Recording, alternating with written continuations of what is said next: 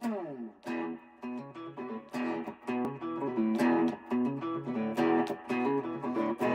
Clark Radio, talking about the sports you do and don't know, both within and surrounding Baltimore. Don't ask him about preseason games, oh no, stuffing things in Griffin Basso. Despite it being on the internet, he can call it what he wants, so Glenn Clark Radio, Glenn Clark Radio, Glenn Clark Radio.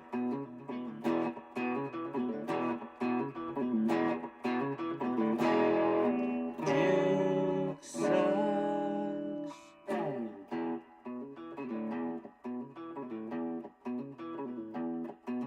Fly me in the sky, show me where to look and tell me what will I find? What will I find? Yeah. Oh, heaven let your light shine down. Oh, heaven let your light shine. Yeah, I don't have the words because there are great human beings, and then there's Dolly Parton, and I was just finishing up over at WBAL as it came across the scroll, and my heart dropped. Yeah, Dolly Parton passed away today at the age of 80, and the world is so much overwhelmingly worse without Dolly Parton.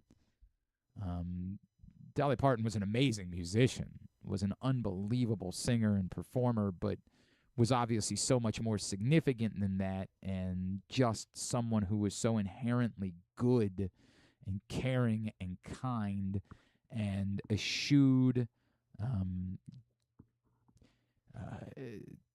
I don't even want to say politics, because it's not really about politics. It's like eschewed groupthink in favor of just doing the right thing and being kind. And my God, was she such a light to all of humanity. I had Griffin play that clip of her cover. First of all, hi, it's Glenn Clark Radio. I'm Glenn. It's Tuesday edition of the program. Shine by Collective Soul is one of my favorite songs of all time. It's, to me, a perfect rock song. Flawless. Even still to this day, I've probably gone and seen Collective Soul 5 more times in the last 10 years. Just because I think it's a flawless, perfect rock and roll song.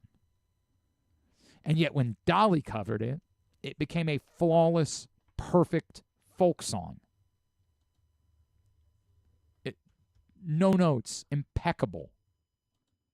Which is, ironic, right? That, one of her most brilliant musical moments was a cover, considering that, one of the most memorable things about Dolly Parton was one of her songs that was covered. As everybody thinks about I Will Always Love You, which, of course, Whitney Houston turned into a mega hit, but was a brilliant song when Dolly did it. Dolly was the best. The best. And there are so few things. It's not even people. There are so few things, touchstones, that within culture we all have respect and reverence for. And means something to all of us. And somehow, Dolly Parton was that. And it was never shtick. Her aw shucks routine was never like, yeah, that might be how she is publicly, but here's the things you should know about her privately. It wasn't that. She walked the freaking walk, man. I don't get choked up about, famous people passing. That doesn't. I got choked up in the car on the way over. Not because of her fame, because of her goodness. That's what I got choked up about. We were so damn lucky to live in the world of Dolly Parton, man. Like, they just aren't human beings like that.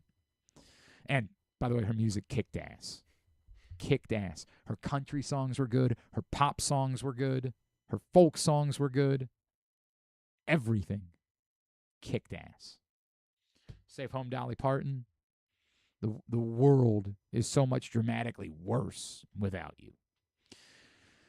Now, I know that's not what we do here. Although, frankly, some of you would prefer that's what I did because you don't like me telling you that I don't love watching the optics of cigar smoking. Well, yeah, you don't like. Yeah, you like fun. That's exactly what it is. I don't like fun. Clearly, you don't like anything. It's been good to hear from you. Those of you that allegedly have had intercourse with my mother that have checked in over the course of the last 24 hours. People are just coming out and saying that. A lot of nice to hear from all of you. Gotta ask some questions about. I mean, he's told me to call him Dad, but like I don't know. A lot of people coming out of the woodwork. Perhaps I'm going to find something out. We do kind of look alike, so I assume that's still Dad. I assume that's the case. I'm not surprised. I said this to somebody. It's funny because like I have no problem having a reasonable conversation with anybody. I'm not surprised.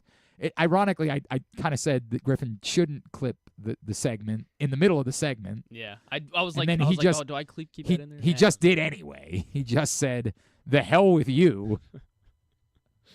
I want those clicky clicks. I do. That's all I'm worried about. So you can go right ahead and F yourself. I probably could have found a way to make you look even worse if. You could, I mean, somebody said like, do you feel that? No, not at all. In fact, we had this in this hour in WBAL. The people who know what I'm saying know exactly what I'm saying. Those of you that are responding, oh, who is this guy? You didn't even watch the video. You didn't.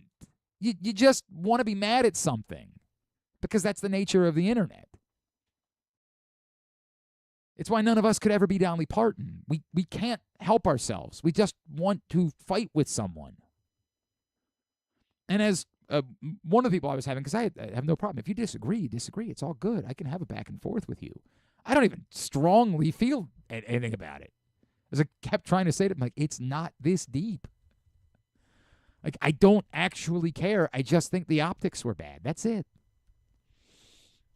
But as I said to someone, I do understand this is what happens. I used to talk about this a lot with Drew. Everyone knew when the Orioles were bad. I mean, bad. The Orioles were bad.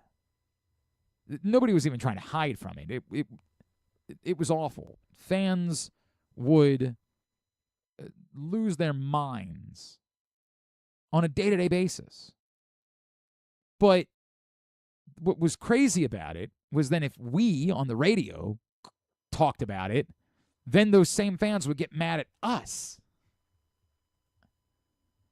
It was sort of like the thing that I talked about. Hey, the Orioles are bad. They might want to think about trading Adley Rutschman. What the hell? The Orioles are bad. How dare they trade Adley Rutschman? It was this weird, like, duality that exists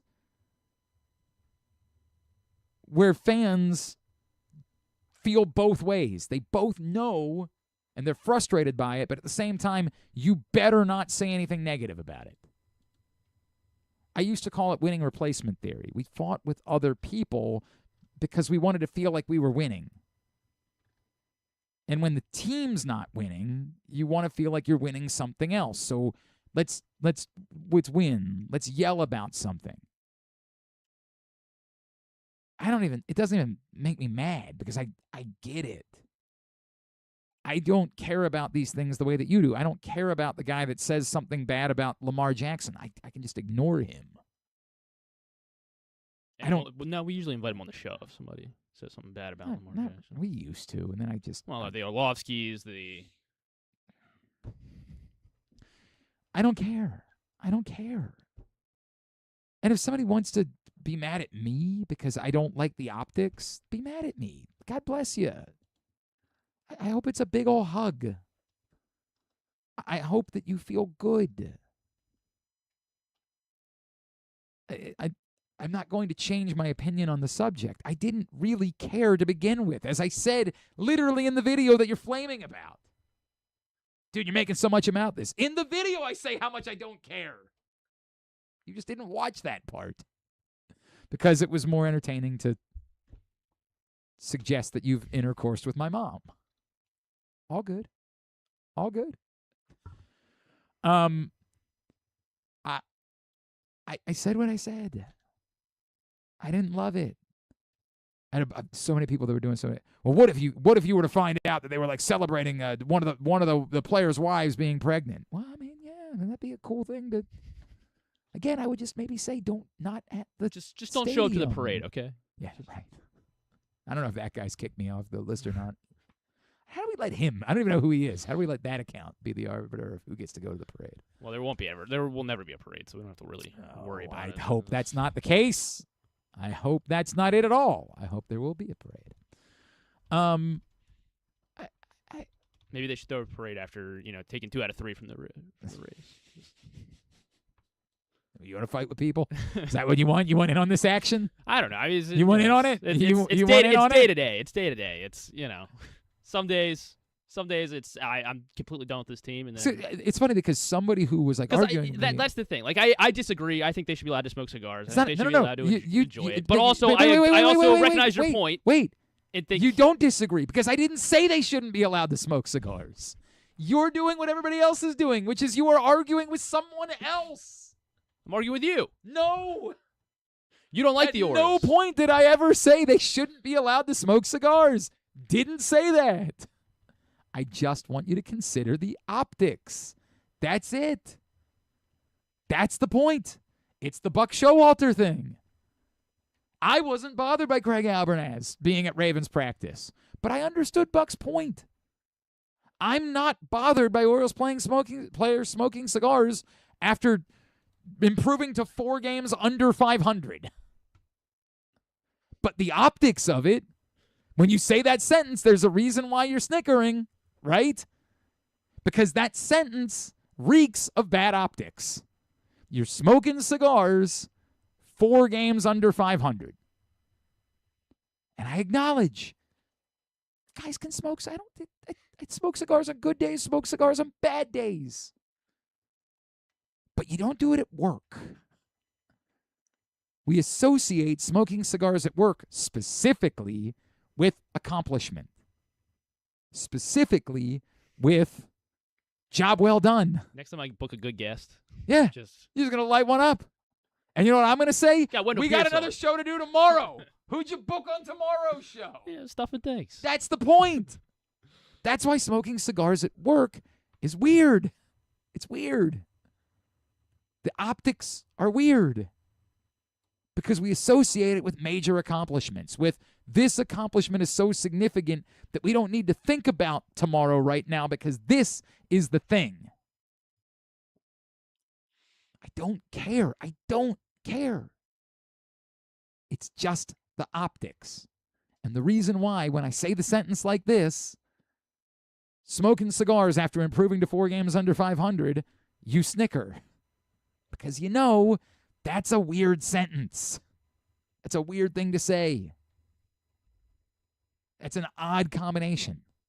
As somebody said in this never-ending back and forth that I've been having, it's hard for me to keep up with everyone who has responded.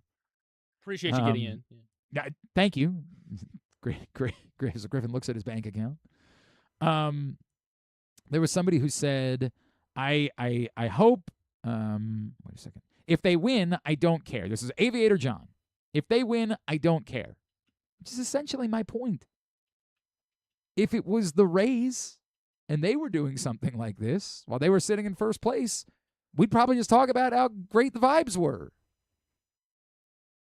Look at these guys hanging out, smoking cigars, winning baseball games, kicking ass, taking names, walking into town, stealing your girl. Like, we just talk about the vibes.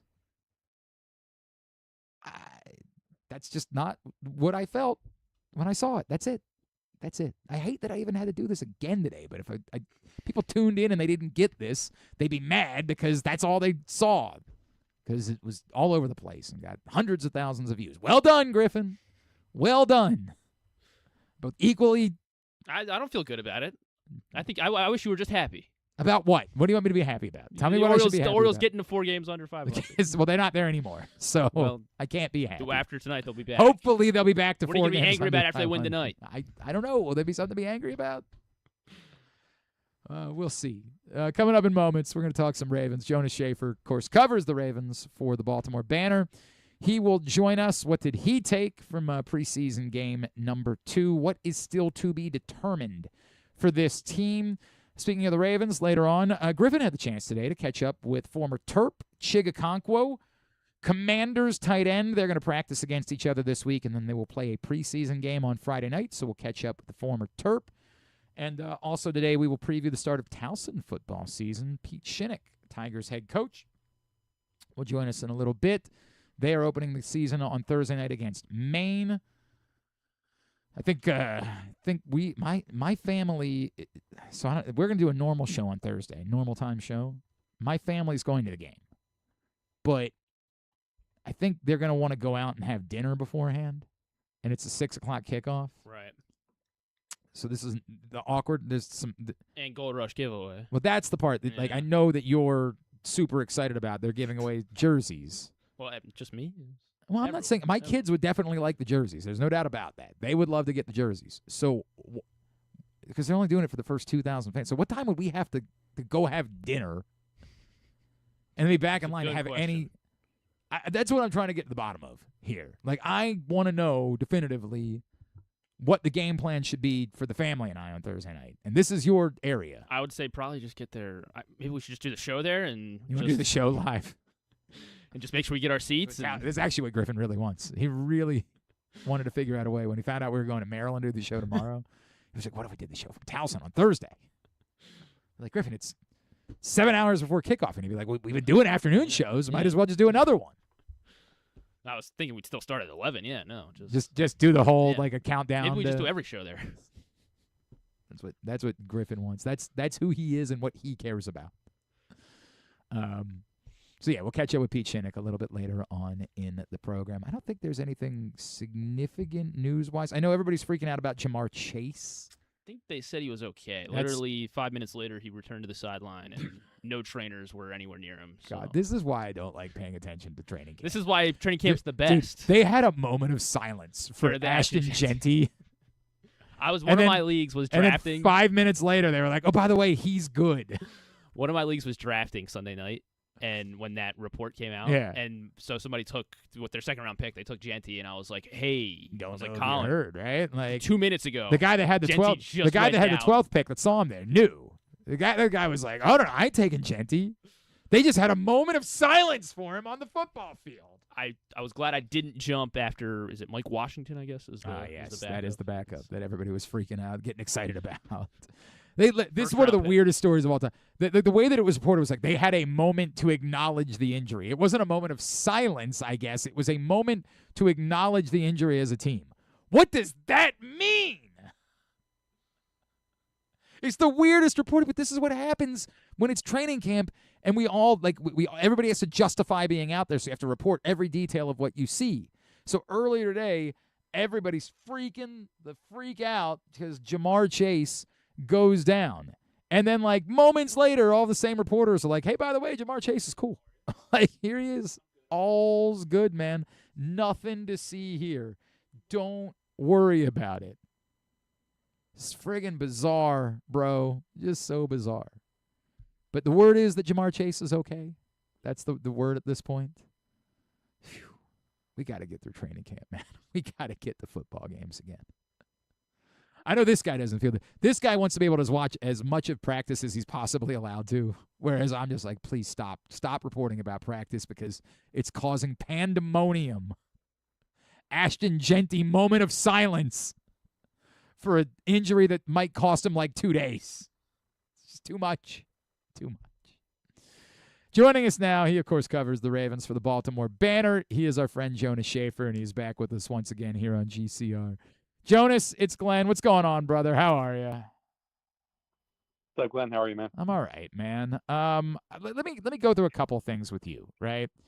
I'm going to start with this. What is still to be determined? What might still be at stake for the Ravens in terms of actually setting their roster after this final preseason game? I guess one final look at the centers. We got pretty compelling testimony from Declan Doyle today about the various virtues of Javon Gwynn versus Ethan Posick. Obviously, no more Danny Pinter because he is, in all likelihood, out for the year. Getting a chance to hopefully get some of the guys that were missing at practice on Monday back for Wednesday's game, which would mean that they're going to play on Friday. Wednesday's practice, which means that they're going to play on Friday, which means that we're not going to have any uncertainty about whether a Bilal Kone, for instance, is viable as a just contributor to this roster in week one. And then just some of the edge of the roster type of decisions, like are they going to keep 5 or 6 defensive linemen? Are they going to keep 3 or 4 running backs? Are they going to keep 4 or 5 outside linebackers? And if they do keep 5 outside linebackers, is it Adisa Isaac? Is it Ethan Burke? So it's not really the kind of usual drama that we are accustomed to, but I think we kind of know that going into this camp that there weren't really that many jobs up for grabs, and a lot of the backup jobs have gone to, I think, people who we probably have pegged all along as the favorites to earn those jobs. You mentioned Ethan Burke. I kind of want to lump him in, but I sort of want to separate him as well, because those are the two guys that I think coming out of week 2, Burke and Joe Fagnano, that Ravens fans wanted to talk about, and some wanted to suggest, well, they got to keep Fagnano on the roster. I'm going to start there because to me that one's easy. I cannot fathom any world in which there is room to consider that, or that it's even like a fear the Ravens have that if they were to put him on, I don't think anybody's picking him up to put him on their active roster, but I don't think even that fear would be enough to make that decision. I just don't think there's any world where there's even room, with no disrespect to him, to have conversation about that. Am I nuts? No, I don't think so. I think the one thing that gets overlooked in all this is we ignore the context of where these players come from and instead focus on what they have done in camp or what they have done in the preseason, which of course is the fancy shiny bauble that kind of distracts us from what really quote unquote matters around the rest of the NFL. And in Fagnano's case, he was a guy who obviously did great at UConn last year, 27, 28 touchdowns, 1 interception. But he's an older guy, right? I think 24, 25, played at UConn for a long while. And then when he went undrafted, he did not go especially quick off that undrafted heap. He was signed basically one day before the Ravens brought in Diego Pavia. Like, it was the Diego Pavia news that kind of overshadowed the Fagnano signing. And I if you believe the spot track numbers, I think the Ravens didn't give Fagnano any guaranteed money, maybe a couple $1,000s, which I think is some indication of just how much they feel about him and also what his market was out there. So it's possible that the 50 to 80 reps that he puts on tape is enough to change the opinion of 31 other front offices across the NFL, but probably not. And so it's a situation where I think if you're the Ravens and you believe in this guy, you probably don't have to sweat it too much. The odds of you being able to keep a guy on your practice squad, but who knows? Maybe he has done enough, against the Eagles and now the Vikings, 2 talented, well-coached defenses to really change some minds around the league. Yeah, that's possible. But I think if that's the case, then that's the case, and that's a bummer. But you'll try to find a third quarterback somewhere else. That's just my gut about that scenario. Jonas, the other name you brought up, it's interesting because I felt a lot the same way about it, but just the way that you posed it maybe makes me have to think about it more. My gut is, I like what I see in Ethan Burke too, but it just doesn't seem to me like there really is a spot for him and that we might be overvaluing these preseason games. Maybe is there a deeper conversation about what the low end of that room looks like and why there might be more competition and consideration for Ethan Burke on the roster? Yeah, I think this is probably going to be one of the first useful litmus tests of the Jesse Minter influence on roster decisions and the versus the John Harbaugh influence on roster decisions as they compile the 53. Because I wish I had better detail for you. My NFL Pro All 22 stuff has been locking me out, so I can't get a sense for what who is exactly going. was lining We up need where to on the fix 23. this. Fix this immediately for Jonas Shaffer. Who do we need to get on about this? I don't know. It's very labyrinthine and hard to figure out. But in that first game against the Eagles, it was Adisa Isaac on like 4 of the 5 quote unquote starting special teams units. And I don't think Ethan Burke got a single special team snap until the second half. And, it's not like the Ravens are opposed to lining rookies up on those teams. Matt Himner is getting reps with the first teams. I think Keandre Jackson probably, by the end of the preseason last year, it was pretty close to getting first team reps. So it just comes down to, I think, if you're Eric DeCosta and making these decisions with Jesse Minter, like you're weighing long-term considerations, but you're also weighing short-term considerations. And I think one of the short-term considerations has to be, which of these guys helps us more on special teams and by how significant a degree. Like I know Ethan Burke had a couple good reps at Texas blocking kicks. I think he had 2 or 3 over his career, but he doesn't have, Adisa's just 40 times. Like he doesn't have that kind of downfield speed, and I don't know if that's going to be disqualifier for him in these kind of considerations. So I think obviously he outplayed him in the second game. I think Adisa probably outplayed him in the first game if we're just talking about defense. So it feels like it's a kind of neck and neck competition. If you don't mind too much, whatever Ethan Burke's limitations as a special teamer might be, but this could be one of those situations where the Ravens really like what they have and feel like they have unearthed a potential edge rusher gem from the undrafted ranks, which is about as unlikely as undrafting the undrafted quarterback gem from the undrafted ranks. Jonas, I know you've had to do a lot of the reporting about the Rashad Bateman situation. I don't want to talk to you about too much of the details. I want to ask if the sense that I have on the totality of it is based on even the immediate follow-up and his partner recanting her story. Like, my gut tells me this is going to be something that whatever may or may not have happened, it's going to be very difficult for there to be much of a different outcome here other than likely charges being maybe even dismissed or minimized. I don't know. I look at this as, if we separate the conversation about the alleged actions, which are very serious and very real, and I don't want that to be trivialized, and we only look at we're having a football conversation with a football reporter, my gut tells me that probably doesn't linger too much in the Ravens' thought process about what they're doing roster-wise right now. I agree.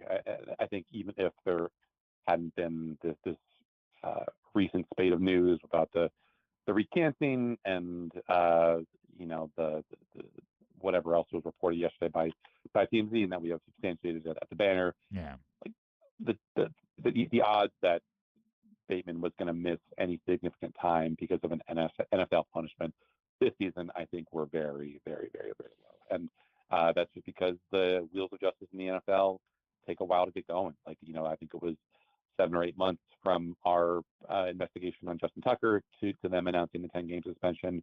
I think the turnaround time from the horrible situation with James Pierce in Atlanta was 7 or 8 months, 8 or 9 months for the NFL to announce that suspension. So if you apply that similar kind of time frame to a situation like this, which we probably shouldn't, because it seems like there probably won't be a whole lot of cooperation from the alleged victim in all this, then you probably have a situation where it's more likely that 2027 punishment is meted out as opposed to 2026. So if I'm a Ravens fan who's a big time Rashad Bateman fan, I guess obviously you're probably dealing with your own feelings about this, but you're probably not. You probably have to reckon with the realistic outcome in this, which is that he's not going to miss any time because of NFL punishment in 2026. Yeah, and we keep saying two different conversations. That conversation also relevant, but just not relevant to what we're talking about in this moment. I say all of this. One of the things I've struggled with and that I keep coming back to, and I'm going to ask you kind of the same question about two different people, because I always like to say it this way, Jonas. It's a very internet thing. How do we talk to our kids about blank? I have really struggled with how to talk about Jacoby Lane. I've really struggled because you guys keep telling me about how great he's looked, and I believe you, and you see it, and the talent is real, but it's also August, and he was and I don't know what a reasonable expectation actually is for Jacoby Lane, who suddenly people are taking in their fantasy football drafts, and I can't. I just have no idea. How do I talk like an adult about the Jacoby Lane phenomenon? Yeah, it's tough. I think at various points during this camp, when his star was really just on a rocket ship, we were kind of floating what would be the biggest line for over in terms of over under for receiving yards this year. I think one person floated 550, one person floated 450. So I think that probably gives you a baseline for that kind of level of production. And listen, like it's very rare that you find a guy taken outside the top 60 who produces more than 500 yards receiving in a rookie season. It's just that's just how it is. And it's been interesting to do some reporting on him. I know Jeff Strebeck came out with a nice story today. I'm hoping ours comes out in the next couple of weeks. But like this is a guy who loves football. Loves football more than he loves school. That's for dang sure. He was thrown into the deep end there as the third receiver in some of these three receiver sets early in camp. Perhaps because Lamar really wanted a guy like that. Lamar's never really had a guy like that, and has obviously taken the bull by the horns. Like I think it's no coincidence that he was among the first guys to get the day off, basically, or the rest of the day off against Minnesota, whereas you saw Devontae Walker still continuing to get reps into that second half. So I think a lot of his production is going to come down to just what kind of offense are the Ravens actually going to run? Like, is it going to be 11 personnel heavy? Is it going to be 12 personnel heavy? Is it going to be 13? There are only so many opportunities for a guy like that if he's not on the field more than 50, 60% of the time. But I really like what I've seen. Even yesterday, we didn't get a whole lot of looks at ones versus ones in practice, but there was like a comeback route or a stop route or something that he was running, and he's going up against Nate Wiggins, who is not exactly anyone's ideal of a big, strong cornerback, but just the way that Jacoby was able to kind of throw his body into Nate, get the kind of separation that needed, and secure that catch for a 10 to 12 yard gain was just like, wow, there's not really a lot of guys in Lamar's tenure who he's been able to throw that kind of ball to. So I'm just excited as someone who's open to the idea of new things, reinvigorating Lamar, or giving him an added dimension of just what this guy who's big, tall, fast, and has great hands can do to lift up this offense in ways that we saw at times from DeAndre Hopkins last year, but just not consistently enough. You heard it from Jonas. He said, take him in the 7th round of your fantasy draft. That's what. No, I don't think that's exactly the quote. And then the other guy is Tyler Loop, Jonas, who he went and turned around and made a kick this week or two in Minnesota. That's good. I have been so perplexed by the Ravens' handling of Tyler Loop. I don't know what I'm missing that has made them so bullish and has given them so much hubris about this young man. It's not, to me, about one kick. It's there just not being any evidence to me that he's a high-level NFL kicker, and the kickoff issues and not making long kicks and not even attempting long kicks in some situations. I'm stunned. I'm flabbergasted that this team did not prioritize a competition. I maybe he will prove to be as good as they think he is. It's just so confusing, the path to me that they've taken to be so bullish about someone who has accomplished so little in the NFL. Yeah, just they believe in the guy, and for whatever reason didn't see fit to waste a roster spot on a guy who maybe they just realized didn't really have much of a chance of pushing Tyler Loop. Obviously, you see what was the Saints signing Daniel Carlson, just just a reminder of how quickly fortunes can turn. You think back to that Ravens-Raiders game in primetime in the season opener, like 2021, and Justin Tucker was at the peak of his powers. Daniel Carlson was a guy who seemed like of the next generation, just a guy with a cannon for a leg who would never miss.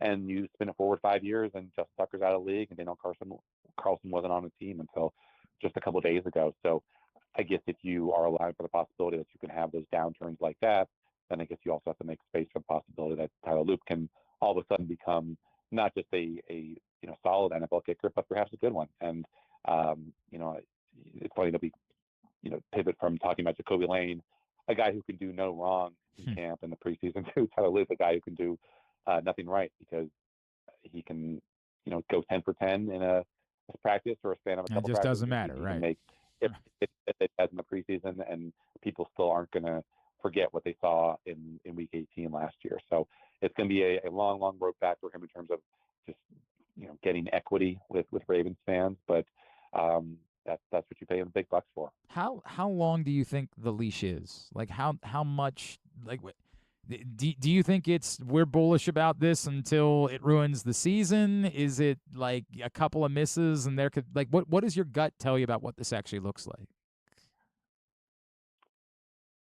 It's a good question. I think it probably just comes down to, at a certain point, public pressure and also the market they have available. I know it's kind of ridiculous to bring it up, but like you're bringing a kicker in not just to kick the ball on field goals and extra points, but also dynamic kickoffs. And that was a problem for him last year that you didn't even mention. But it seems like, at least from the small sample size that we've seen in the preseason, he's done a pretty good job with. So I know obviously you can just have kickers blast the ball out of the end zone a lot of the time, but that is another consideration for whoever the guy that you're bringing in. That's part of his job description. So it seems like if you're below 82% of the NFL, you're probably on life support there as a kicker. I know he didn't really ever get that low, but he also wasn't trying a whole bunch of long field goals last year, which kind of artificially inflated that percentage. So it really is just a moving target. Like if they're losing games and they need a scalp and he's not doing his job, then that would seem like an easy target. But if they like what they see, or if the operation itself is just not up to muster, then that perhaps could earn him some grace as well from the folks who are making these kinds of decisions. Jonas, what can I plug for you, sir? Just coming up with some good stuff. We have a training camp survey, a bunch of folks who cover the team that went up today. I think we are hopeful to have an Adopt Owe feature going up tomorrow, with obviously the Commanders coming to Owings Mills for the first time since he joined the Commanders, and just a bunch of the usual stuff, with the roster cut downs coming and the kind of slow, silent portion of the ramp up to the NFL schedule. A lot of good time for features. So be on the lookout for that. And just follow me on X at Jonas_Shaffer. Always appreciate you, sir. Let's talk again real soon. Thank you, Glenn. Appreciate you having me. Jonas Shaffer with us from the Baltimore Banner here on GCR. Obviously, because we spent so much time talking about it yesterday, we obviously should follow up and have a conversation about what came out regarding Rashad Bateman last night. And kind of wild how things turned as quickly as they did. I'll just read it from TMZ. Rashad Bateman's baby mama told a prosecutor days after their June incident that he never shoved her into a wall or put his hands on her, walking back the account she initially gave cops. Marissa Crumley authorized Bateman's attorneys to provide TMZ with the email she sent on June 8th, 5 days after the alleged incident, in which she said she wanted to explain, quote, the true side of the story, unquote. Crumley wrote that officers pressured her into identifying Bateman and invaded her privacy by lifting her head wrap to photograph marks on her face. She claimed bruises and marks were self-inflicted, quote, out of emotion and frustration, unquote. She specifically recanted her allegation that Bateman pushed her into a wall, writing, quote, he did not push me or put hands on me in any way, unquote. Crumley said she made untrue statements because she was upset and wanted to get Bateman, quote, in trouble, unquote. Crumley also wrote that she and Bateman are not violent toward one another, still love each other, and want to move forward in a healthier way for their daughter. I am sure there are people that have some difficulty with whatever they think may or may not be true. Even before this, I thought there might be difficulty in how this case moves forward. I don't know what happens. This is the gray area that I talk about, that sometimes these things aren't easily explained. Sometimes we'll never fully know the truth. I do think it makes it more and more difficult to think that there will be anything coming in forms of like punishment for Rashad Bateman. It does make it seem more and more as though it's likely that this probably will ultimately go away. So I don't know what happened. I can't tell you what happened. I know that there will be some of you that are skeptical. There will always be someone that will be skeptical that will just say this is someone who's trying to protect her financial interests, and that's not what she says. And so who are any of us to tell someone what happened when we don't know? And for some people, that might be, I don't know, it might be that for some of you it's been difficult, whenever there was a allegation regarding Zay Flowers, that you've been uncomfortable with Zay Flowers. Like I think people are always willing or allowed to feel whatever way they feel and to feel uncomfortable about things. I don't want to compare it in any way because there was about a mountain more evidence and fact related to Aroldis Chapman, but I know there were like Cubs fans that told me that it was uncomfortable for them when they were finally having the dream and the moment that they had waited their entire lives for, but were still uncomfortable with feeling good about Aroldis Chapman. I can't tell you you're wrong for that. Everybody has the right to feel the way they feel. As I said yesterday, for me, when it's clear, I don't want it. I don't know what this is. And sometimes I have to tell you I don't know. And I don't know how to feel. I don't know how you should feel. I think it's clear how the Ravens will act. I think it's understandable. Appropriate. I think it's more and more difficult to believe that the NFL can do anything other than this. So that's that. I don't have a broader or grander statement to make about it. The story was recanted, and not recanted yesterday, not recanted when it became public, recanted 5 days after it occurred before anyone knew. So there's that. That's all I got. We'll come back in. I do an interesting comment. Dave said something in the comments today, and I do want to respond to it because I think it's interesting. So I'm going to get to that. Also, we're going to preview Towson football. Head coach Pete Shinnick is going to join us. That's on the way. Glenn Clark Radio.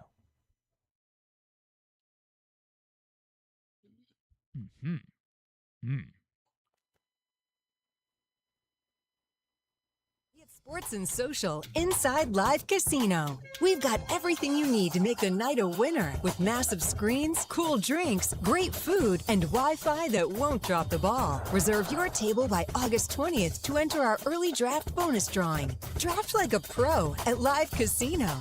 At Arundel Mills, must be 21. Please play responsibly. For help, visit mdgamblinghelp.org or call 1-800-GAMBLER.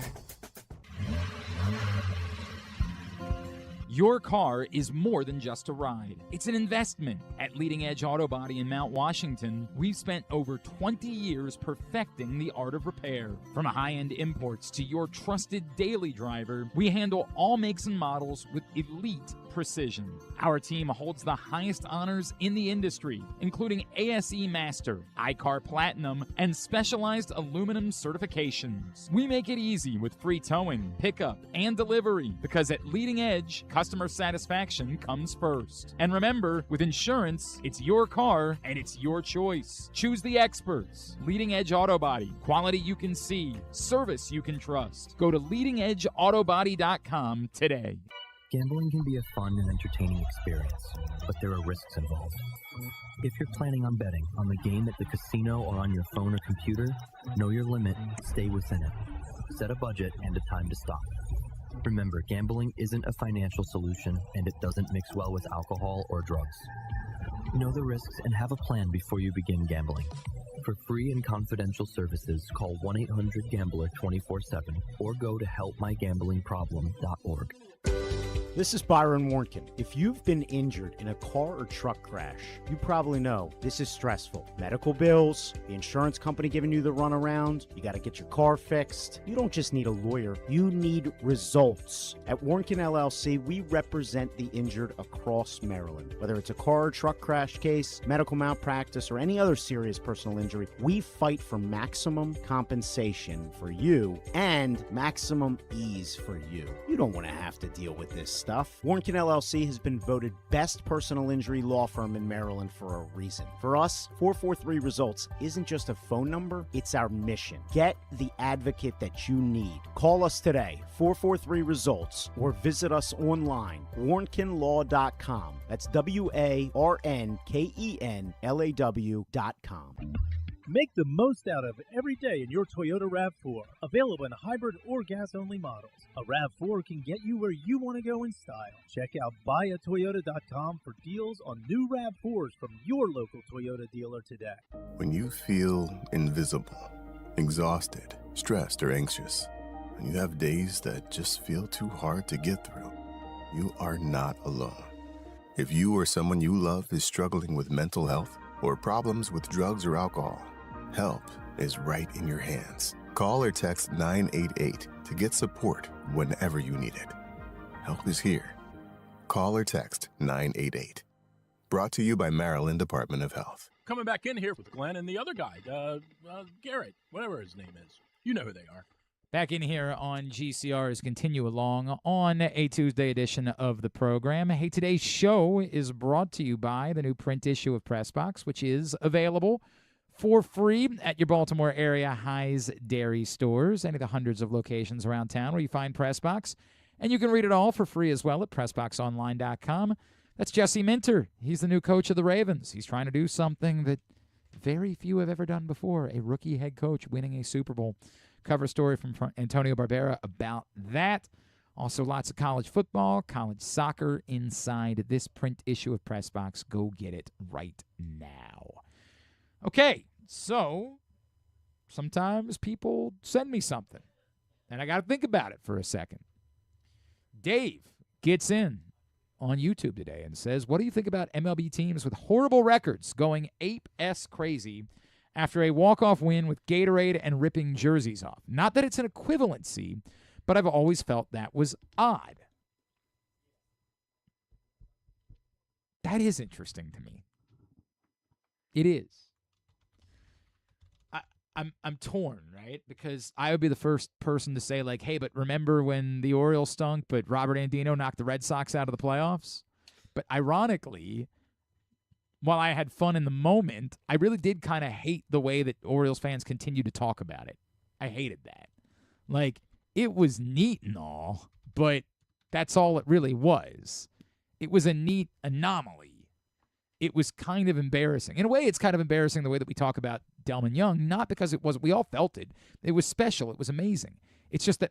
Great. Now you hate Delman Young. No, stop it. It's that in 28 years, it would be nice if we had anything other than that to be able to celebrate and hold up as the most glorious moment of something other than winning a game in the division series. It would just be nice if we had anything else. But we don't, so that's what we go back to. for an entire generation of Orioles fans, all we've got. I know that's not actually answering the question, but I'm trying to set it up a little bit. In the moment, that's the thing that's in front of you. You can only play the game that's being played.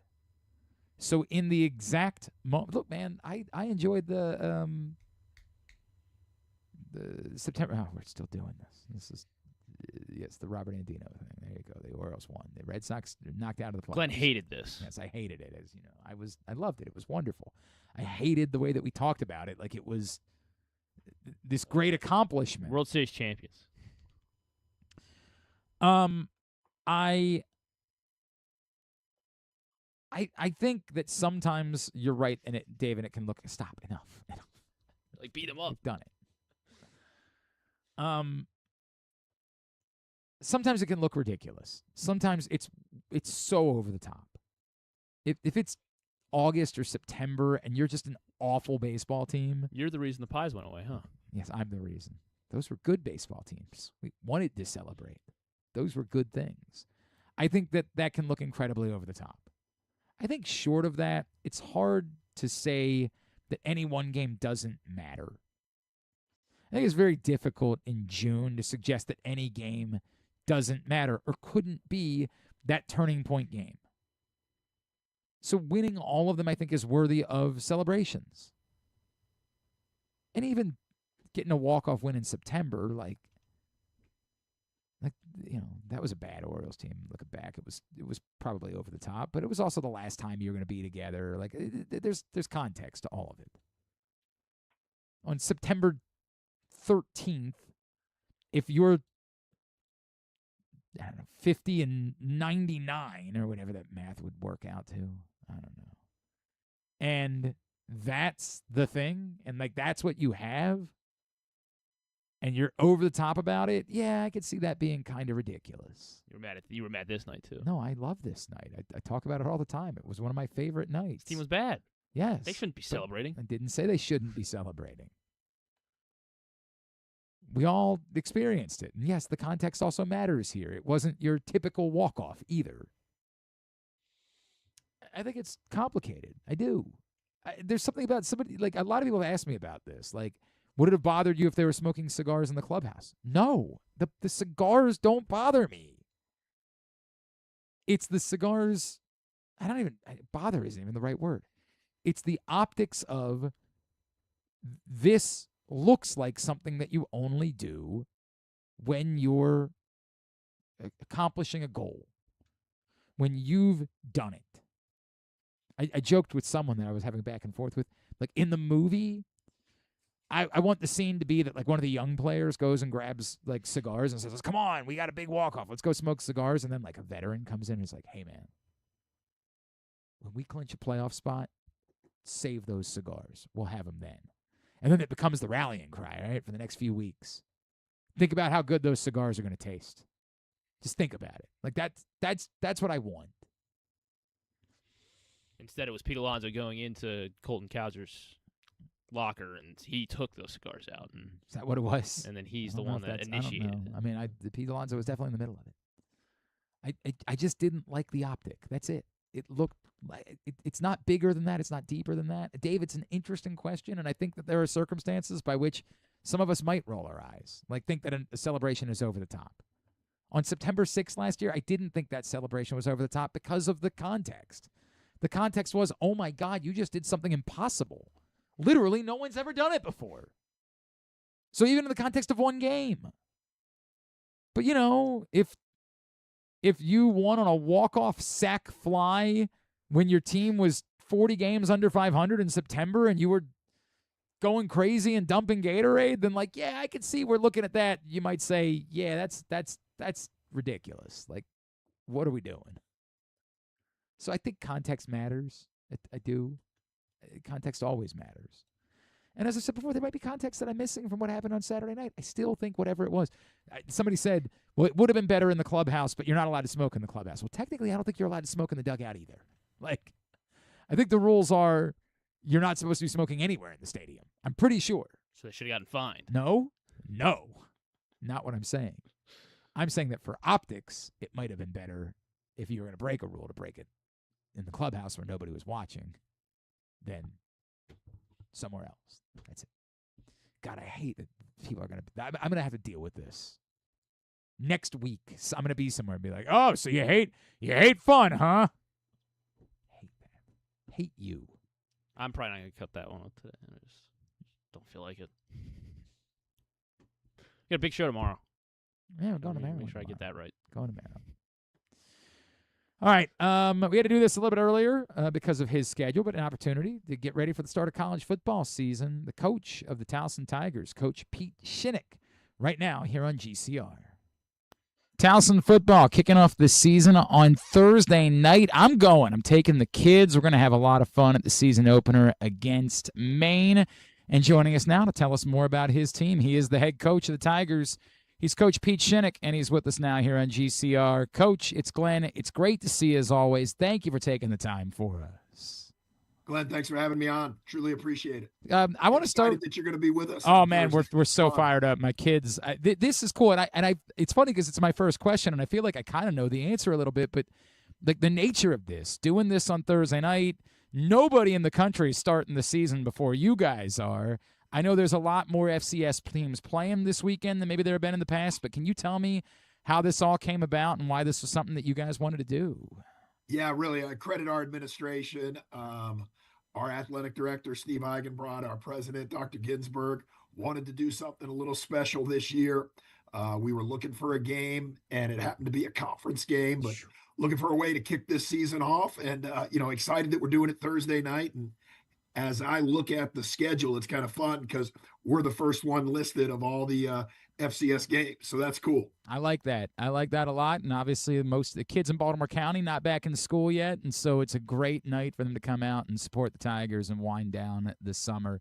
I think this is really cool. I hope it continues to be a tradition, Coach. I don't know if that's like a thought that everybody's having over there. And maybe it's tough doing it with a conference because that part to me is kind of wild. Like, the part where you're playing a conference opponent, a game that's going to mean so much to you on August 27th, is that daunting to you guys? Do you kind of love the idea of maybe you got your guys' attention a little bit more going into the year?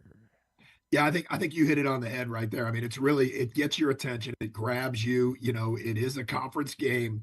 You're playing for a conference championship. That's always on your mind. So that really kind of heightened our awareness throughout the course of fall camp, and it really kind of gave our guys a little extra edge in trying to make this thing work. So we're excited about it. Our schedule was kind of unique this year in that we're playing South Carolina, we're playing Navy. We always have Morgan State. And so when we were looking for a game, the first week 0, kind of opened up for us, and our conference was able to schedule this game. So I think it works out great. It's so cool. Looking forward to being over there. That's going to be a lot of fun. All right, let's talk about your team. And I'm going to start because if I remember correctly, when we had this conversation last year, we were asking you about two guys that we thought might be your quarterback, and maybe the entire time you were laughing internally and saying, "Ha, this guy has no idea. I'm pulling the wool over his eyes the entire time." Can you take me through, Andrew Indorf, when you knew like this kid was special and he was going to be able to do this early on, and how he's grown now as he goes into the season entrenched as the starter? Yeah, and I think last year at this time, really, Sean Brown and Nate Kent, they were the guys that probably through the first 5 to 8 days of camp, they were getting the majority of the 1 and 2 reps. And Andrew was just kind of, biding his time, taking the reps, making the most of them, doing what we were asking him to do, and really did a fantastic job, obviously, for us to name him the starter, going into that Norfolk State game. Since that time, his growth is really, incredible. His command of the offense, his understanding of defenses, his understanding of our game plan, what we're trying to do, really has grown tremendously. Couldn't be more pleased with where he's at right now. Excited to see it play out on Thursday night. We know he has moxie because we remember the season opener from last year. Yeah. Like it thrown into the fire and handled it well.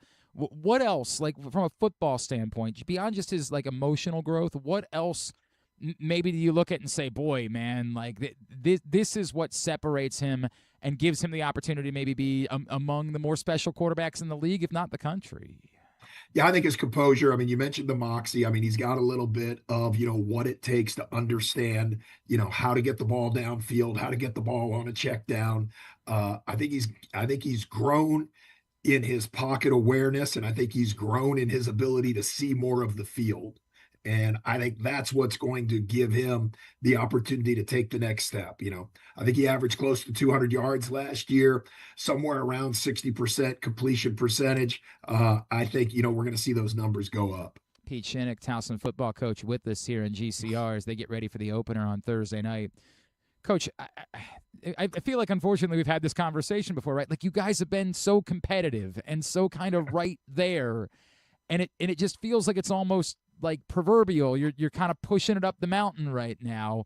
What is the difference between a Towson program and a team this season that can be competitive, that can win games, and a team that is ready to take that proverbial next step and go actually compete and win the CAA? Yeah, and I mean, credit the CAA. Great league, great league, top to bottom. A lot of really good teams. We've looked at, analyzed the last 3 years, tried to break down everything that we've done, what it's looked like. We've got, in the 3 years we've been here, got 17 losses, 3 against FBS opponents. Of the other 14 losses to FCS teams, 10 of those losses, really came down to the fourth quarter. And we got to find a way to be better in the fourth quarter. And so we really started this off season with, the thought process. If I can get every guy to execute to exhaustion, if I can get every guy to excel in the moment, we got an opportunity to finish strong. And so that's been an emphasis. Most CAA games, as you look at them across the board, they're going to come down to, a score here, a score there. We want to be a great fourth quarter team. Is that something that you can replicate in practice? Like, have you guys been heavily I get it. You got to work on just blocking and making sure everybody knows the plays and getting ready for Maine. But have you emphasized sort of those game situations and, trying to replicate putting pressure on certain guys in certain spots to replicate what a fourth quarter feels like? Most definitely. And really started with our off season, started with how we did things, the way we prepared going in. We Friday was our execute to exhaustion day. We've done that, in our practice sessions, ending with great competition, ending with opportunities to really just lay it all on the line.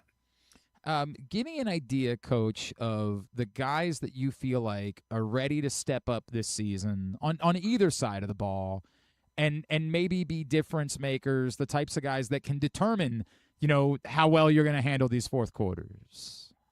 Yeah, I think you're going to see, a guy like KB, Camarion Battles, our running back from last year. I think, he's our second leading rusher. I think you're going to see him step up and play at a very high level.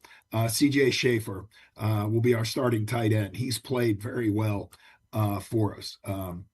Cleveland Charlton did a great job for us last year as a third, fourth receiver. He's going to now step into that 1-2 receiver role. I think on defense, Shamir Boyd, you're going to see him play quite a bit for us, do a great job. One of our returning D linemen, Ben Coupon, had a really good true freshman year. He was voted a captain. We're excited about him and what he's capable of doing.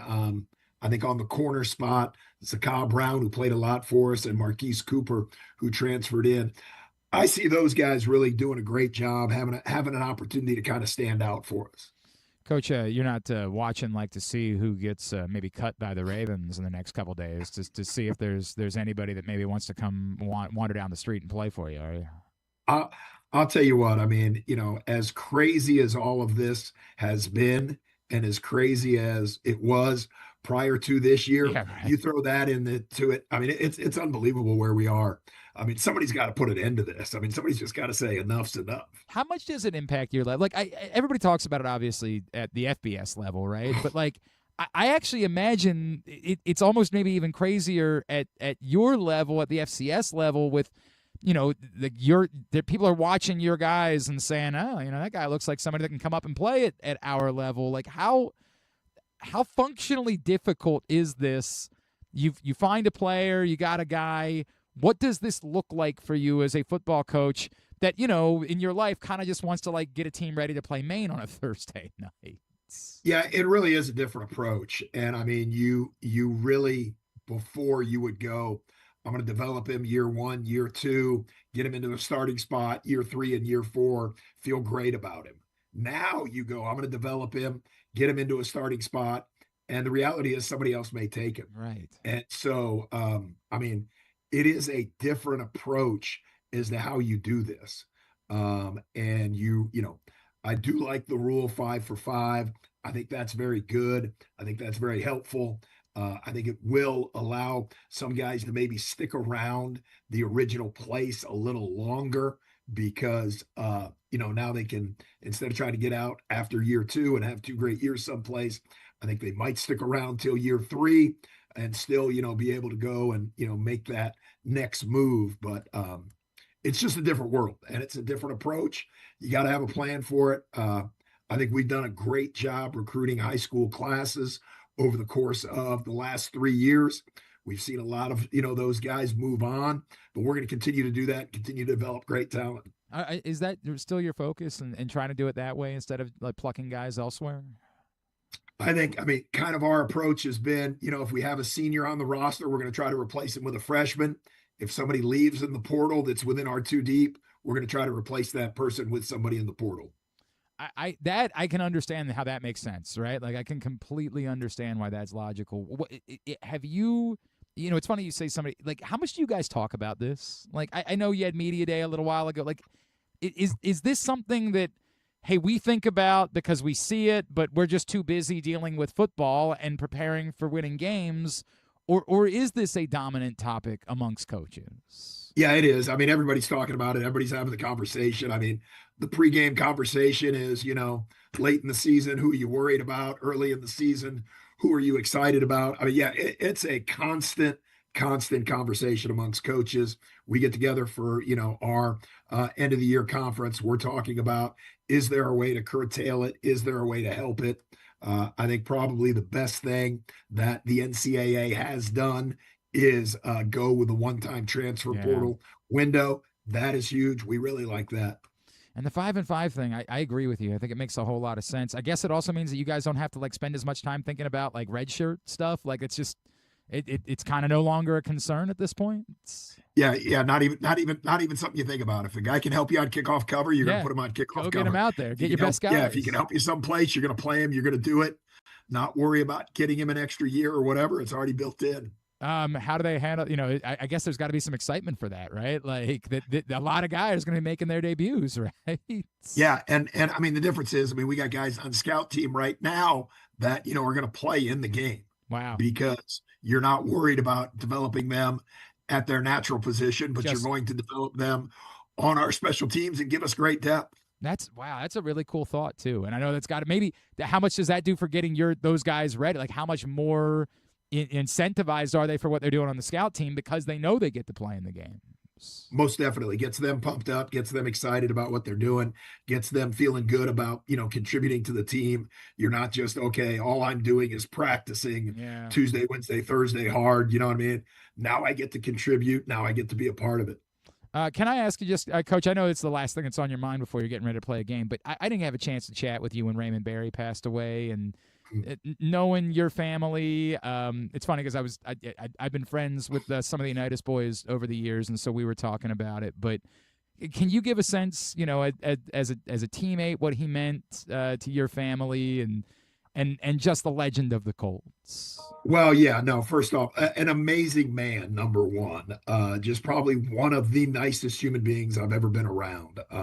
And, growing up for me, it was obviously he was the player, but then he was Coach Berry. And so my dad worked for him for 5 years when he was with the New England Patriots. So my dad and Raymond got to know each other while they were playing, obviously. They roomed together for 11 years on the road and during training camp. Wow. So they became best friends. Wow. So we became very close with the Berry family. He is a special human being, a special man. and still one of the great wide receivers of all time. There's no doubt about that, right? Like completely changed the course of the history of the position. Did you really like learn about coaching from Raymond Berry? Is that something that was significant? Well, I've got a chance to really watch him and my dad coach together. That was in my college years. So it was a great education. It really was. That's so cool. Oh, that's so cool. We will miss him forever. Thursday night, Towson and Maine kicking off the season at, appropriately, Unitas Stadium as we're having this conversation. Going to be an awesome time. On top of everything else, first game, also first 2,000 fans in attendance will get a Gold Rush jersey. I think you'll see my producer, Griffin, literally racing in, jumping over the barricade in order to get there to get that. Coach Pete Shinnick, we can't wait to see you on Thursday. We can't wait to watch you throughout the course of the season. Appreciate you taking the time for us. Best of luck all year long. No, thanks for having me on. Look forward to having a great crowd. 6 p.m., Johnny Unitas Stadium this Thursday. Look forward to it. Great stuff. Pete Shinnick, as we get things ready for college football to get underway. I'm so excited for that. Brian Powell's trying to rain on our parade by suggesting that there's going to be storms on Thursday. What's your problem, Brian? Let me. Brian's the perfect example of this. Brian likes nothing more than to try to make somebody else's life miserable. It's like all the people that wanted to tell me about what the weather forecast. Hey, did you stop by my house on Saturday, right? Yeah. What did the weather forecast say all week about Saturday? It said it was gonna be thunderstorms all day, right? Yeah, it did. That's weird. Weird. How many thunderstorms did you see on Saturday? I don't think it didn't start raining until midnight, maybe 1 a.m. Not one. So I guess technically Sunday. Not one. Had a great day. Spare me. They can watch that, and I hope that the school's watching that, obviously. And what the hell? Now you're gonna be inducing rage. It's not worth it. It's not worth it. What the F, Brian? This is Brian's fault. Brian's bringing the rain. Don't. None of it matters. We'll see you on Thursday. I'm going over, taking the family. If it rains, we'll figure that out. We'll go from there. But right now, 2 days out, I ain't even thinking about it. The same way that all you jerks that wanted to tell me about the weather last week when I was throwing a party. Oh, you looked at the weather? Yeah, I have. Don't care. Throwing a party. Had the best time. Best time. Get out. Spare me. Spare me. Today's show also brought to you by Sports and Social. We love Sports and Social, and you would be loving Sports and Social if that's where you host your fantasy football draft down at Live Casino and Hotel. Teamed up with PressBox for the best fantasy football draft experience in town. Book your league draft today. It's just $20 per person and includes your first beer and your first gourmet hot dog. They have great Wi-Fi for leagues with remote players that are chiming in. Maybe you don't want them just on an app. You want them actually on Zoom or whatever it is that you guys use. Snapface. Face chat. Grinder. I don't know. Whatever it is that you guys are using.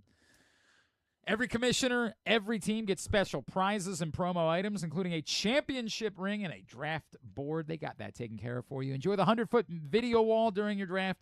Go to Open Table, search Sports and Social Maryland, and make your reservation.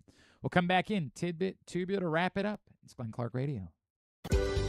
This is Stan the Fan. You know we talk all the time about our O's stepping up in the big moments, delivering when it matters most. If you've been injured in a car accident anywhere around Baltimore, that's your big moment, and you need someone who delivers. That's why I'm here to tell you about Warnken Injury Lawyers. They fight for Baltimore families every single day. Insurance companies play games. Warnken plays to win. So call 443-RESULTS. That's 443-RESULTS, or go to warnkenlaw.com.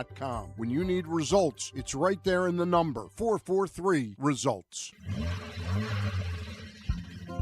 Your car is more than just a ride. It's an investment. At Leading Edge Auto Body in Mount Washington, we've spent over 20 years perfecting the art of repair. From high-end imports to your trusted daily driver, we handle all makes and models with elite precision. Our team holds the highest honors in the industry, including ASE Master, iCar Platinum, and specialized aluminum certifications. We make it easy with free towing, pickup, and delivery because at Leading Edge, customers customer satisfaction comes first. And remember, with insurance, it's your car and it's your choice. Choose the experts. Leading Edge Auto Body. Quality you can see. Service you can trust. Go to leadingedgeautobody.com today.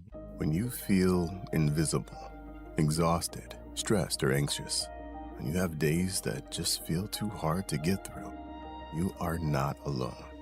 If you or someone you love is struggling with mental health or problems with drugs or alcohol, help is right in your hands. Call or text 988 to get support whenever you need it. Help is here. Call or text 988. Brought to you by Maryland Department of Health. Don't fumble your fantasy football draft. Host your party at Sports and Social inside Live Casino. We've got everything you need to make the night a winner with massive screens, cool drinks, great food, and Wi-Fi that won't drop the ball. Reserve your table by August 20th to enter our early draft bonus drawing. Draft like a pro at Live Casino. At Arundel Mills, must be 21. Please play responsibly. For help, visit mdgamblinghelp.org or call 1-800-GAMBLER. Gambling can be a fun and entertaining experience, but there are risks involved. If you're planning on betting on the game at the casino or on your phone or computer, know your limit, stay within it. Set a budget and a time to stop. Remember, gambling isn't a financial solution and it doesn't mix well with alcohol or drugs. Know the risks and have a plan before you begin gambling. For free and confidential services, call 1-800-GAMBLER 24/7 or go to helpmygamblingproblem.org. The latest edition of Pressbox is available now. On the cover, Antonio Barbera dives into the effect that new Ravens coach Jesse Minter can have on the team. How does a rookie head coach handle the challenges facing a team with championship aspirations? Also inside, we help kick off fall sports season at the collegiate level. You'll learn the stories of significant college football and college soccer athletes from programs all over the state, including Navy quarterback Braxton Woodson and Maryland safety Jaden Ships. Pressbox is available for free at over 250 locations throughout the region, including your Baltimore area High's Dairy stores. Plus, you can read the entire issue online at PressBoxOnline.com, where you can also find great betting advice and the best daily coverage of the Orioles, Ravens, and college sports. Contrary to what some people believe, I actually like this guy when he sleeps. Glenn Clark, talking sports. Back in here on GCR as we continue along on a Tuesday edition of the program. I got a dinner I got to get to. You know where I'm going to dinner tonight? Can I say names places that don't spend money? Chick-fil-A. The old Brazilian steakhouse. Oh. Going to be a bit of a problem. Bit of a show. Fogo. We Don't say it. I just said the Brazilian steakhouse, so I purposely wouldn't give any. Griffin's like, it's got. I mean, well, let me be the one. There's cachet to that name, you know. So yeah. I'm a little bit worried about what my activity is going to be. Are you inviting me? I wish I could do that, sir. Come on. Wish I could do that. Not in the cards. This apparently, by the way, even more problematic. We're taking the kids. Why? I have no earthly idea. Because we want to light money on fire. Do they have a kids menu? I don't think so. No, they're not. Pretty sure that's not an option. You just paying the freight, and then when they come by with meats that my kids have never seen before, they'll be like, "I don't want that," and they'll just eat some plantains. Although the plantains are nuts, they're so good. How goddamn good are those plantains? That's how they get me, man. I'm the mark. I'm not wasting they my see time. me coming from a mile away. No. Those plantains and that salad bar. God, they're incredible. They're incredible. I'm usually a mark. Not with that. I don't mess around with that. I'm not wasting time on the plantains. Mark. The problem is it's too good. It's too good. No, not as good as the. Then if you want to make up for it by eating the meat, you're just gonna die. You're just gonna die right there at the steakhouse. If that's where I die, I think. I'd say okay. So it is. Yeah, I think that'd be okay. So it is. So it is. All right. I guess we can do it. Oh, yeah. Last night. Uh-oh. Say it. No. What, you guys? Congratulations on a second place finish, or not at all? Champions. By the way, maybe the greatest performance of my life in pulling out of my ass the answer to the final question. This sports related, or it was this singer who was born in the 1990s. Or no, give the stage name of this singer born in the 1990s. Drake. Whose parents half Jewish, named him after a discontinued Mitsubishi SUV. Oh, come on. Give the stage name of this singer born in the 1990s whose parents named him after a I don't know, Suzuki. Like discontinued. You think that there was a Mitsubishi Suzuki? I can't think of a single. I can't think of with. a single Mitsubishi There's model. So many, like we had to work through so many elements of this. I don't know question any to try to make Mitsubishi sense cars. of it. If I looked up Mitsubishi types, like would I even Give would that the help? stage name. Right. Stage So like obviously stage your stage name is Glenn Clark. No one knows your real name. Singer, whose parents named him after a discontinued Mitsubishi SUV. Is that confirmed that so their parents literally were like? Apparently, that's legit. Oh, Jeep. Well, let's name. All Let's right. name. Well, our I don't kid think Jeep. again. Well, I don't think just it was an example. a Mitsubishi. I can't think of any actual Mitsubishi That's the case. cars. I struggled with this Honda. greatly, but we just started naming pop stars. We're like, do you think it's really Justin Bieber? Do you think Born it's in really the 90s. Born in the 90s? Which I guess. So they're still relevant I today. thought he was younger than that. Hang on a second. This person is 27 years old, born What? April of 1999. So technically true. Like Sabrina Carpenter? No, Sabrina Carpenter I think was. Not a dude. Definitively would not Oh, it is a qualify as dude. his. I said Oh, it did. his. Okay. Named him. Parents named him. I started. Read the first sentence again. Born in the. Describe the guy. Give the stage name of this singer. Okay, born so in the just singer is what we're 1990s, given. whose parents named him after a discontinued Mitsubishi SUV. Oh, okay. So his real name is Mitsubishi SUV, I had but to work through all the elements of this one. his stage name And then- is Michael Bublé or whatever. Even when I throw it out there, I'm like, this is a dumb premise that I have. We should not go with it. But they talked me out of that, and they wagered 15 points, which was so stupid. They talked me into my answer. I did not like it. I thought it was a bad answer. I don't know. Shabuzi. We were trying to name don't know Mitsubishis for a little while. Mitsubishis. I like where your head's at. Yeah. We were trying to name Mitsubishis for a little while. And like someone said, we were talking about like the Galant. And I was informed that there was a DJ named Galantis that had some successful pop songs. Didn't like it. The Galant wasn't an SUV, and the DJ is not a singer, so none of it worked. Teddy Swims. I don't know what Teddy Swims is. It's not Teddy Swims, but It's not Shabuzi either. like that. Your head is in the right place. In fact, part of the reason I didn't like this as the answer is I said, is he a singer or is he a rapper? Yeah. Jelly Roll. No. But again, Born in 99, obviously. like where your head's at. I came up with it. I again, bouncing all over the place. Somehow from Justin Bieber, I came to the song Montero, Call Me By Your Name. Oh. Or Call Me By My Name. So Sorry. again, this is still a shot in the dark, though, So or you guys a actually complete thought? shot in the dark. I said, And you wagered 15 I points? said, let me ask a question. Were you in second blue? Was there a Mitsubishi Montero? And they all looked at me like, what's that? And I said, I know it's going to sound dumb. I don't know that Lil Nas X's name is Montero, but he literally made a song called Call Me. Montero, Call Me By My Name. And all of a sudden, the rest of the table's like, I do hate that you got this. the rest of the table's like, Montero This is right. This was does right. sound like a Mitsubishi. And like, I swear to God, Proctor was like, I think that was a thing. I think there was a Mitsubishi Montero. I'm like, okay, but remember, I don't even know that it's actually his name. I just know that he did a song that was called Montero, Call Me By My Name. But they were running over. They were like, we're already in the playoffs. What do we have to lose? Let's go for it. Threw 15 points at it. And sure enough. Did anyone else get it? That was I think one other team might have gotten it. And so if we had not, we could have wagered 3 and we still would have won. We didn't need to wager 15. But if we had not guessed it, if we had just gone with 0, we would not have won. So I pulled that one completely out of my ass last night. Utterly out of my ass. What was I? I was going to... There were sports questions? Oh, there were sports questions. Thank you. Well, sure, I guess. Good job. This one I feel like should be very obvious, Uh-oh. although you have to tell me which one. Actress Hayden Panettiere, who passed away last week, was in a relationship from 2009 to 2018 and had a child with what professional boxer?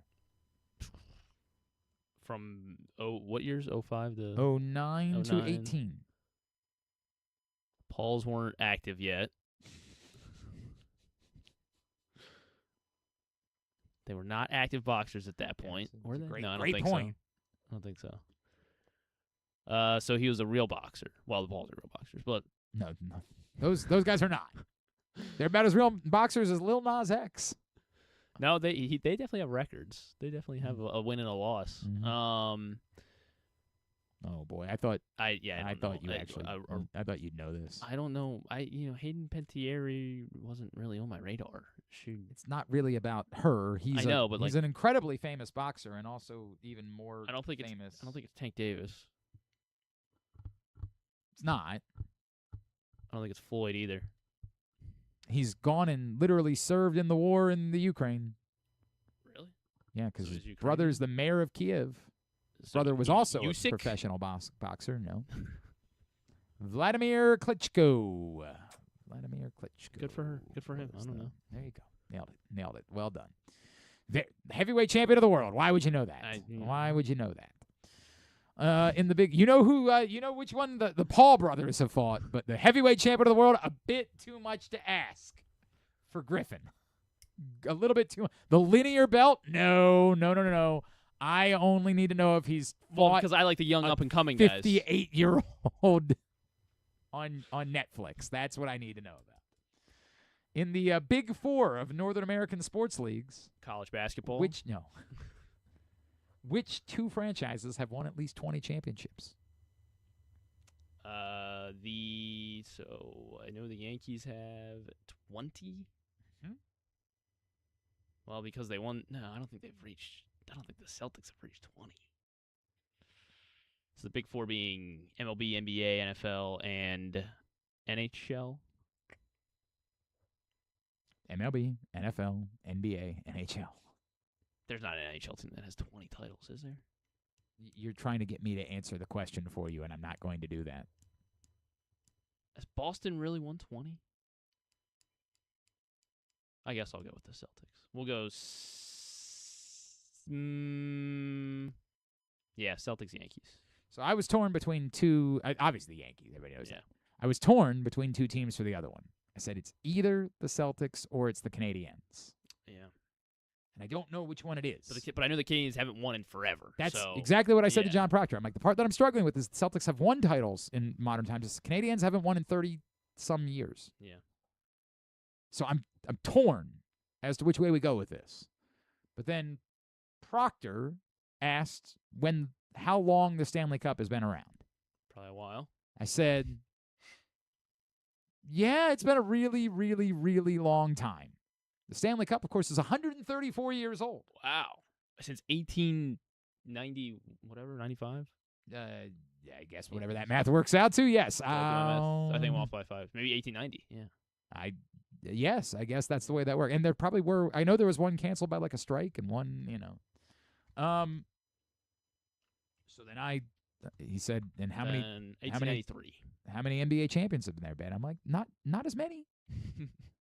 He said, so? I said, all right, we'll go with the Canadiens. And I'm glad we did because the correct answer was the Canadiens.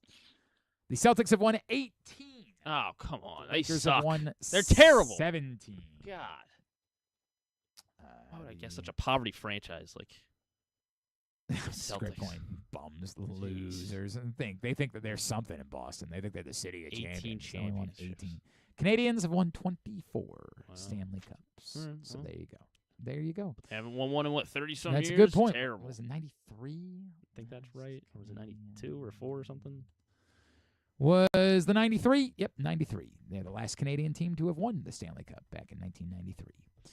All right, very good. Tidbit is brought to you today by this one brought to you by... Should this count? They won the first Stanley Cup when they were the Montreal Amateur Athletic Association. Does that...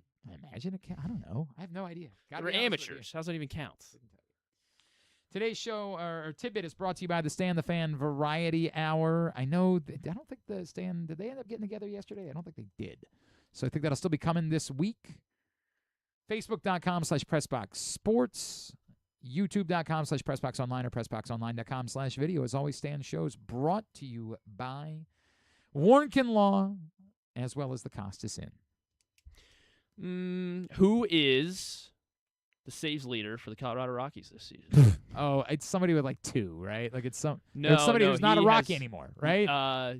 getting sniffing where I around want. Yeah, this. you're sniffing around where the direction I'm going. There's like an absurdity He is currently, to it. he is currently a Rocky. Their saves leader. He has 8 saves this year. He has 8 saves. And he did join them halfway through the year. It was somebody, yes, who is the same team is the same guy's the saves leader for 2 different teams. Correct, yeah. And I don't know who it is. It is Jordan Romano. That's right. I did know that. Son of a bitch. He has 8 saves. And then my next question was going to be, who is the saves leader for the Angels? Right. It's Jordan Romano. Jordan Romano also has 4 saves. Also with 4 saves is Ryan Zefferjon for the Angels. He is also no longer an Angel. So. Is that it? That's what you had? No, I wanted to, so Cal Raleigh homered 3 times last night. Yeah. I guess he heard everybody say he's not good at right. baseball I'm anymore. sure he raised his average to like 160 now. So. I'm actually curious. Second 3-homer game in T-Mobile Park history. Because the first was back in 2004. You remember, of course. Was that when what's his face? Was it when Mike Cameron hit 4? No, I guess must have been on the road. Yeah. He was also a catcher for the Cleveland baseball team at that time. 2004. Yeah. I think Sandy Alomar would have been gone by then, right? Not Sandy Alomar. 2004 Guardians catcher. That wouldn't have been Carlos Santana already. No. Who was a catcher between Sandy Alomar and Carlos? Cal Raleigh got his Santana? batting average up to 167. Oh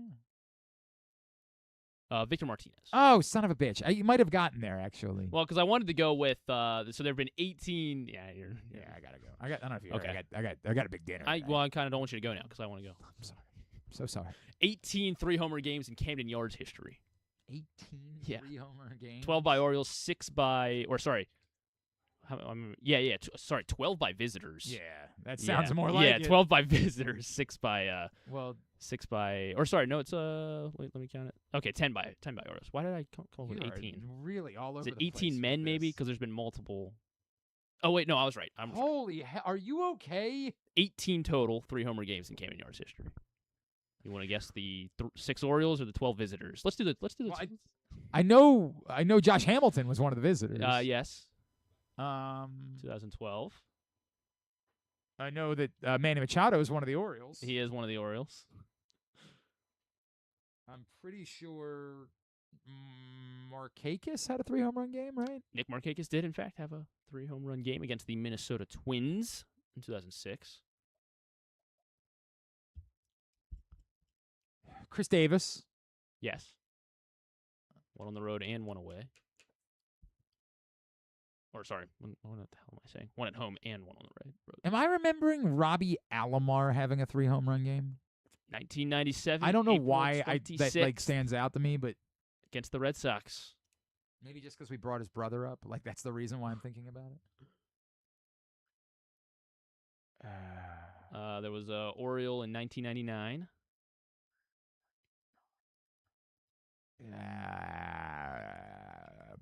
Brady Anderson. Not Brady Anderson. Against Anaheim, like that's gonna help. But Now Cal Ripken, obviously. No. 99 could have been Al Bell. It was Albert Bell. Albert Bell 3 home runs. Cal Ripken had 1 3-homer game. It was on the road. It was in Seattle. How about that? There was one other Oriole with a 3-home run game in Camden Yards. One other Oriole with a 3-home run game in Camden Yards.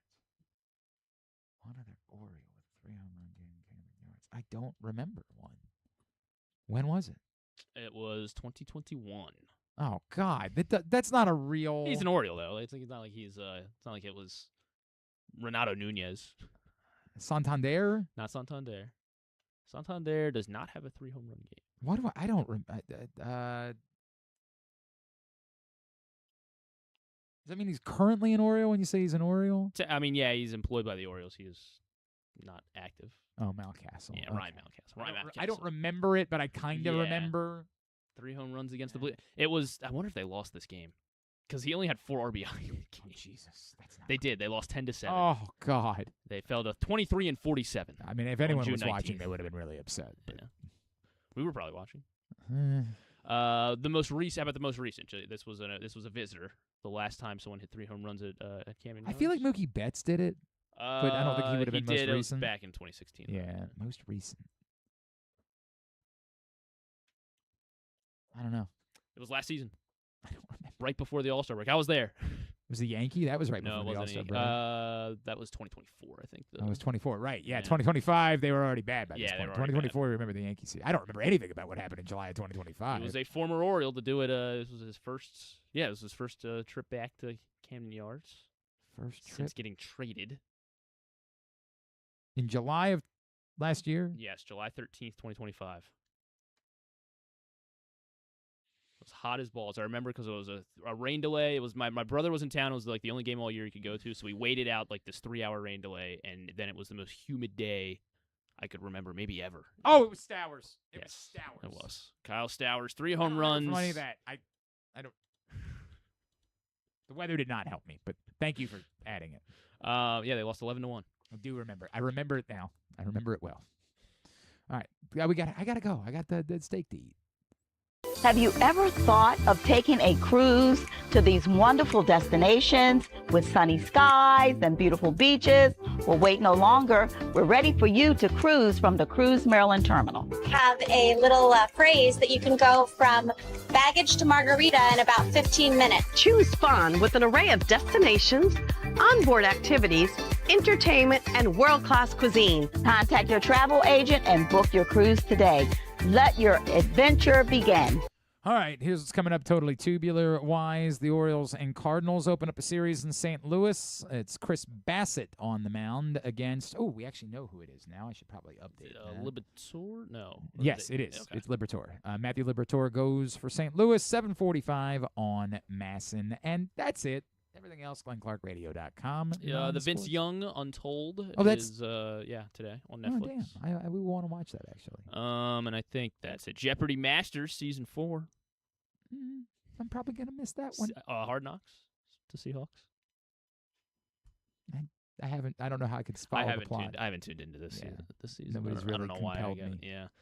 Because usually I am all about Hard Knocks. Maybe you I love think it's Hard Knocks. I think it's because the Seahawks were actually good last year. I like watching you the want- bad you teams. want I the like dra- watching yeah, dysfunction. yeah, I like I get watching dysfunction behind the scenes. Like that's more fun. Like put the Browns on Hard Knocks every year. That's not a bad idea. That's really not a bad idea. Do you see that? Like the people that like are going and like posting things on Jim Brown's statue. Oh my Like it's gosh. out of control. It's just can't imagine. Browns being should the be on Browns. Hard Knocks every year. All right, very good. Thanks today to Pete Shinnick. Thanks to Jonas Shaffer and to Chig Okonkwo, who we're about to hear from. We'll get it all up in the greatest hits section of the Jelly Roll Live tonight. It's going to have Henry Winkler and Stevie Nicks and Leanne Morgan. Can I get it without Jelly Roll? Nope, he's the host. Because if it's He Henry put this- Winkler, he put this on. Henry this on Winkler and us Stevie together. Nicks, yes. But if I have to take Jelly Roll too, no. Wow, just no. Pure hatred for just out Jelly Roll. Just don't do it for me. Tab at GlennClarkRadio.com. Tomorrow we will be live from College Park, the Jones Hill House for Maryland football training camp, as they can prepare for their opener next weekend against Hampton. We'll be joined by head coach Mike Loxley, as well as a couple of players. Nasir Taylor is going to join us, as will Chris Durr Jr., their wide receiver, be joining us. So looking forward to going and getting the vibes down in College Park tomorrow as we broadcast live from Maryland football practice. Thanks today to everybody at PressBox, all of our great sponsors and partners, including Live Casino and Hotel, the Baltimore Orioles, the Costas Inn, your Baltimore area highest dairy stores, Leading Edge Auto Body, Warnken Law, 1-800-GAMBLER, HelpMyGamblingProblem.org, Cruise Maryland, CountySports.zone, where you can find everything you need to know about high school sports here in the state of Maryland as they get underway. Proudly sponsored by your local Toyota dealer and buyatoyota.com. Thanks to them and to the Maryland Department of Health. Thanks to Griffin at Griffin_Bass. Follow us, Twitter, Instagram, and TikTok at Glenn Clark Radio. Have a great Tuesday night. Go Birds. Duke sucks. We wrap up today's show. Earlier today, Griffin had the chance to catch up with former Terp and current Commanders tight end Chig Okonkwo. Let's take a listen right here on GCR. All right, now a chance to catch up with a former Terp, and he has found himself a new home as well this year. It's been a busy offseason for this guy, former Maryland Terrapin, now Washington Commander. We're going to have a chance to see him in Baltimore this weekend. It is Commanders tight end Chig Okonkwo. Chig, how are you? Doing well, man. How are you doing? I'm doing pretty good. Probably not doing as well as you. You had a pretty busy off season. Congratulations on the new contract. So I did some traveling as well. Where did you get to go this year? This offseason, I went to a couple places. I was in Australia, Japan. I'm forgetting one. I can't remember. Those Went to are a couple pretty. places in Australia, Japan. Oh, and Hawaii. Wow, those are pretty legit places, man. Those are pretty legit. What was the best part? What was the best place you went to? Man, Hawaii had the best nature. Australia had the best, like, fun. I'll say, like, excursions. Okay, all right, And Japan had the best culture. Okay, so I've never been to Australia. I've never left the country actually, but I know Australia's got a bunch of Really? wildlife. Did you see a lot of exotic animals down in Australia? Yeah, if you go to like one of the sanctuaries there, they have crazy stuff, lots of cool stuff that you can't really see anywhere else. I bet. All right, man. Well, all right. So I guess let's start. So you spent obviously this first part of your career in Tennessee. You hit free agency. Why Washington? Were you hoping it was going to be the Commanders? Were you hoping you'd be able to come back, closer to College Park? Did that play any role in it? Why Washington?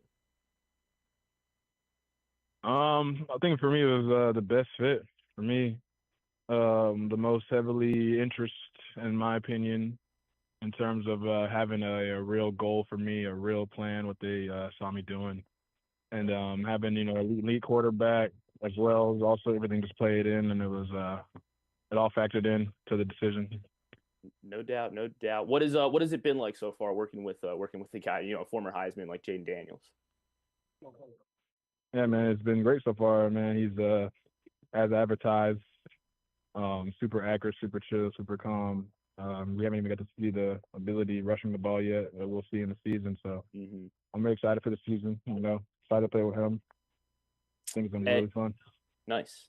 And I mean, there's a few other familiar faces there, right? Nick Cross. What's it? Have you had a chance to catch up with him a lot since you've been there? Oh yeah, of course. That's my boy. So we talk every day. That's awesome. Are you facing off against him in practice every day? Is it get a little chippy between you guys? Yeah. How competitive is it? Of course, bro. It's the same thing as it was in Maryland.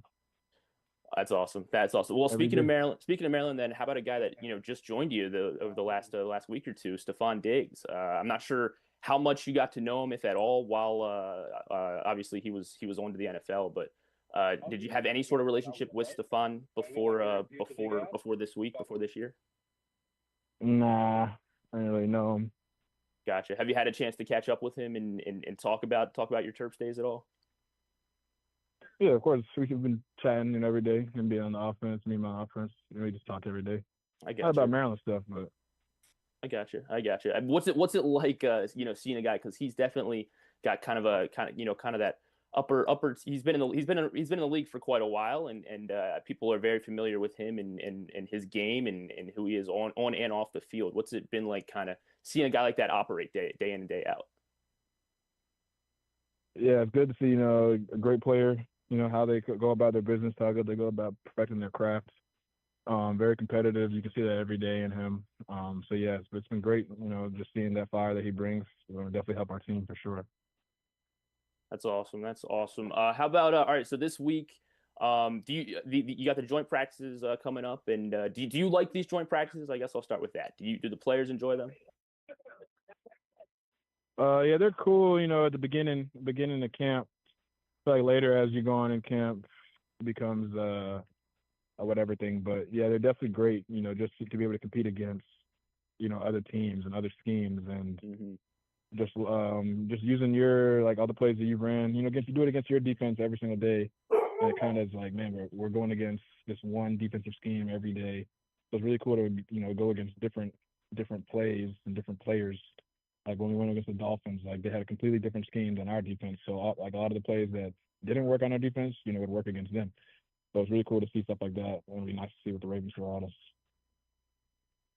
Is there anybody on the Ravens that you are maybe particularly looking forward to going up against in practice or on Friday night? Not really. Okay. I wasn't sure. Maybe you had Kyle Hamilton circled. You wanted to try a move on him, something like that.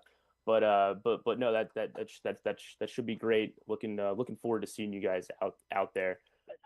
Back to Maryland. You obviously had a really great career with the Terps, and Everyone's familiar with you had to step back for a season over COVID due to the health scare. Do you think about your time at Maryland a lot, and how much has it helped you throughout your NFL career to this point? I try not to think about my time in Maryland too much, but yeah, no, it definitely helped me with all the adversity, we had to go through, being there, all the time I was there, whether it was our teams or COVID or my random injury, or definitely all those things have definitely helped me. Like whenever anything comes up in the league, like a hard situation, like I just can remind myself, like, you've already been through the worst of the worst, so like it's all good. That's great. That's great. All right. Well, with Washington, what are your goals this year for both, as a team and individually? What are you hoping to accomplish here in 2026? I mean, our goal is to go out there and show exactly what we've been preaching, and to be a playoff team. That's the goal every single year. Individually, just hit all my marks, man. Whatever that is, whatever that looks like, it all comes down to just learning the playbook fully and being able to go out there and play fast, every single game. And individually for me is just expressing, my full ability, being able to express my full ability this year, whether that is just doing everything, running routes on the field, yards at the catch, blocking. I feel like if I express my full ability in that way, then I'll look up at the end of the year and have all the numbers I want.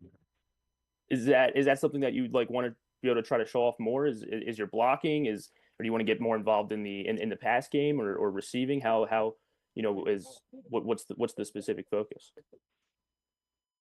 All of them. All of them. Makes sense. That's a great answer. Do you keep up with Coach Loxley at all? No. Gotcha. Are you are you looking forward to, I guess, all right, well then I guess that kind of answers it. If I was hoping you would be excited about this year with the new Terps, but we're looking for, hopefully they're getting back to a bowl game. We know that you guys had some pretty significant bowl wins as well. So we're hoping they can get back to those Yeah, ways. I'm really hoping. I just want to look up, and see that Maryland is doing great. Been waiting. We feel like we've been waiting forever. The fans, us, waiting forever. We see Indiana now, rise up. Now it's like we have no excuse. It's our turn. We got to step up and rise up. So absolutely, yeah, absolutely. I mean, yeah, the Big Ten is not easy by any means. Do you wish you were playing during the NIL days? And the way that these guys are hopping around so quickly, but getting money. Do you wish you had a chance to play like this, play college? Of course, what kid wouldn't want to play in NIL days and make money? Of course. All right. Well, that's the real goal of it all. For sure. Yeah, and you did just that. Congratulations again on the contract. Wishing you nothing but health and success, obviously this season and in the future with Washington, and looking forward to seeing you on the field in Baltimore on Friday night, man. Yes, sir. Appreciate you. Thank you. Yep. Thank you, Chig. Good luck. Have a good one.